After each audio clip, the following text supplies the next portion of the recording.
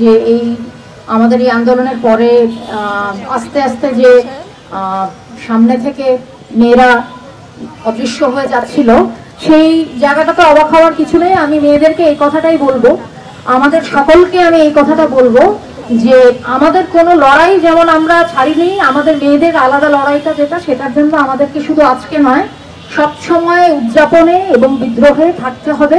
জুলাই কিংবা ৭১ কিংবা এই লড়াই, এটা সবসময় চলবে। আমাদের রাস্তায় থাকতে হবে, আমাদের রাতে দিনে ভোরে বিকেলে দুঃখে আনন্দে সবসময় পথে থাকতে হবে। রাস্তা যে আমাদের, সেটা আমাদেরকে জানান দিতে হবে। আর এই সুযোগে এটা বলবো, বিশেষ করে আমাদের এখানে প্ল্যাকার্ড আছে, আমরা নিয়ে এসেছি, সেটা হচ্ছে বম মেয়েরা, বম জাতিগোষ্ঠীর মেয়েরা জেলখানায় আটকে আছে। আমরা বাঙালিরা প্রায়শই একেবারে বিচ্ছিন্নভাবে প্রতিবাদ জানাই, বিচ্ছিন্নভাবে একা একা, নারীরা তো কেউ একা নয়, পুরো বাংলাদেশের সকলেই নারী, তাদের মুক্তি দাবি করি এবং মনে করি যে সমতল থেকেও সেই দাবি ওঠা উচিত সকলের পক্ষ থেকে। আর আমার সবচেয়ে বড় সংহতি, আমি আমার কি বলবো, আমার কমরেডদের সবার প্রতি আমি 4 লাইন গান শোনাতে চাই আপনাদের। সেটাই আসলে, এত কথা না বলে সেটুকুই আমার কাজ। আমি জুলাইয়ের গল্প বলবো বন্ধু, জুলাইকে কেউ পারবে না নিতে একা। মাটির জন্য লড়াই করেছে মানুষ, সবার সঙ্গে মিছিলে হয়েছে দেখা।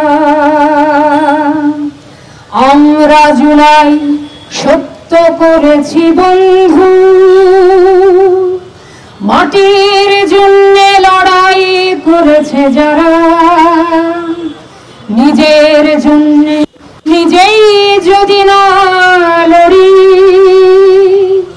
আমার লড়াই তাহলে লড়বে কারা?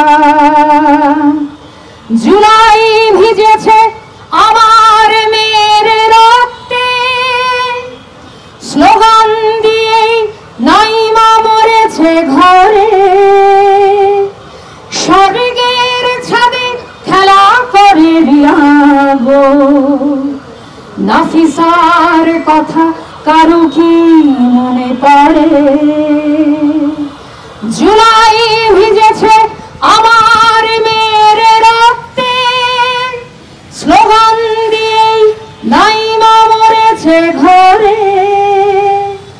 স্বর্গের ছাদে খেলা করে রিয়াগো, নাফিসার কথা কারোর কি মনে পড়ে?